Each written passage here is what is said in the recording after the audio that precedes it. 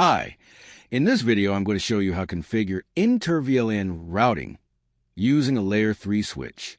Inter-VLAN routing is the process of allowing communication between devices in different VLANs by using a router or a Layer 3 switch. Without it, VLANs are isolated and cannot exchange traffic. Okay, let's start the configuration. First, we need to create the VLANs. So, I'm creating VLANs named VLAN10 and VLAN20. To create a VLAN, the command format is set VLANs, VLAN name, VLAN ID, VLAN ID.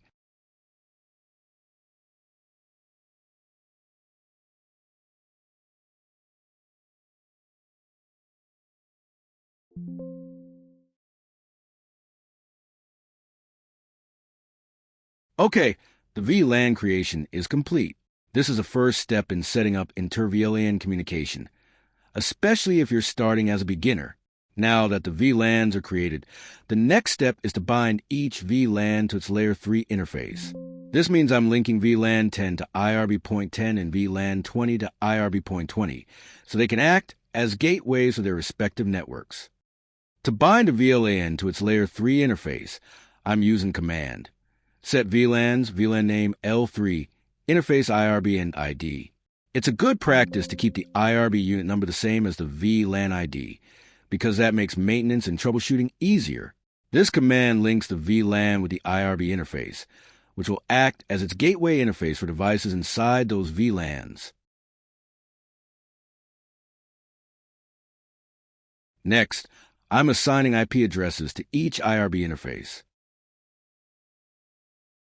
For that, I'm using the command set interfaces IRB unit 10 family init address 192.168.10.1/24, which gives IRB.10 the IP address 192.168.10.1 with a/24 subnet mask. This IP will be used as a default gateway by devices inside VLAN10. Similarly, the command set interfaces IRB unit 20 family init address 192.168.20.1/24 signs 192.168.20.1/24 to IRB.20, which will serve as a gateway for devices inside VLAN20.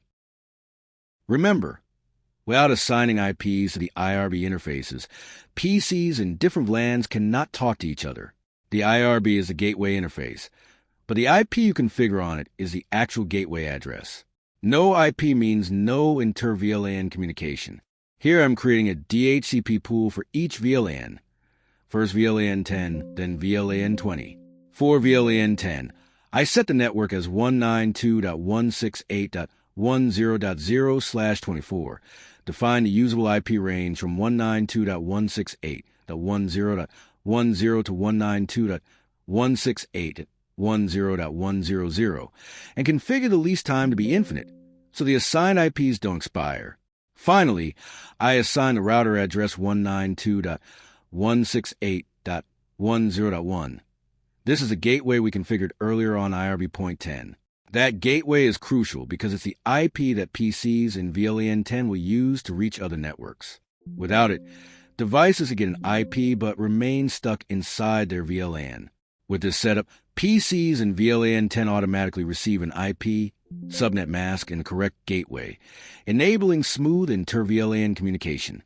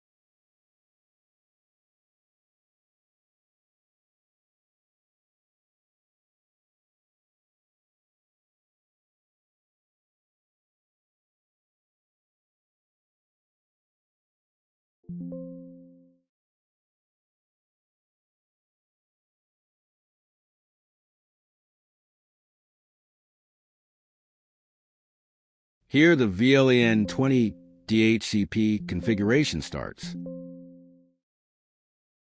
I set the network as 192.168.20.0/24, define the usable IP range from 192.168.20.10 to 192.168.20.100, and configure the lease time to be infinite so the assigned IPs don't expire.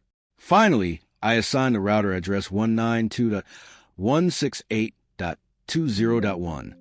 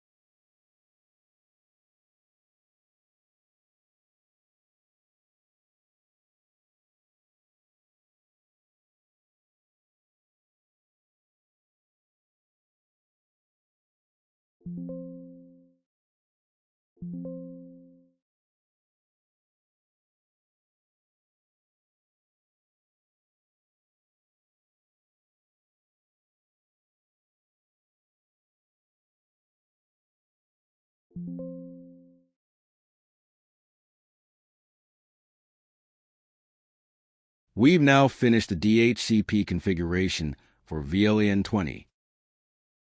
Next, I'm configuring the DHCP local server groups. For VLAN10, I bind the DHCP pool to interface IRB point 10, and for VLAN20, I bind the DHCP pool to interface IRB point 20. This step is important because it links each DHCP scope to the correct VLAN interface, ensuring that devices connected to VLAN10 or VLAN20 receive IP addresses from their respective pools. With this configuration, the DHCP server knows exactly which pool to use for each VLAN.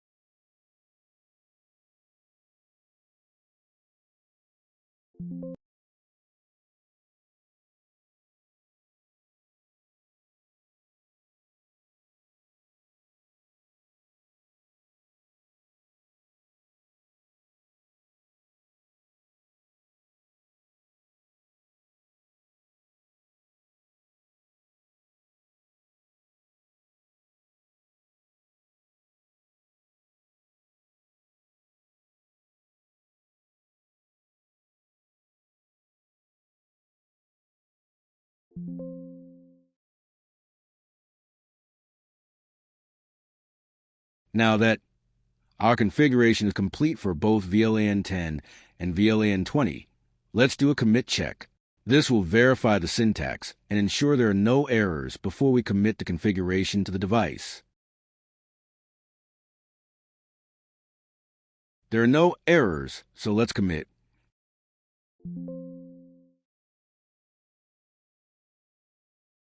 The commit succeeded. Next, we need to assign physical ports to the VLAN. Here, I'm assigning port 0 through 10 to VLAN10.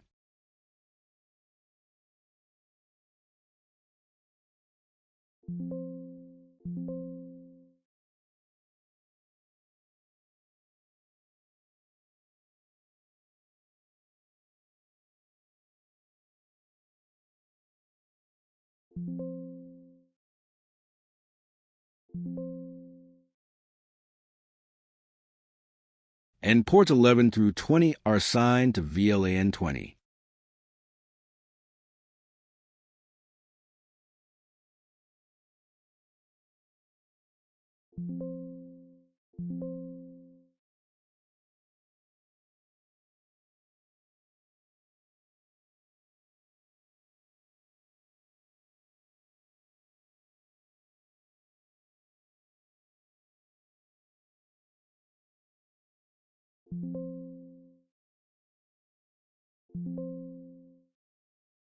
Okay, all done. Let's commit.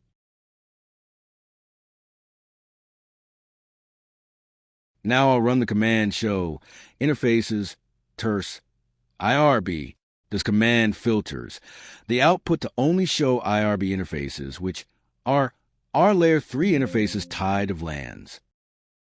Here we can see IRB point 10 with the IP address 192.168.10.1/24 and IRB point 20 with 192.168.20.1/24. These match the gateways we configured earlier for VLAN10 and VLAN20. Here you can see admin up and link down. Admin up mean the interface is enabled in the configuration and ready to use, while link down simply means there's no active connection yet. Now I'm going to connect a PC to the port that's configured for VLAN10. Now that the PC is connected to the VLAN10 port, let's check the network adapter status. Here we can see the IP address subnet mask and default gateway that the PC has received.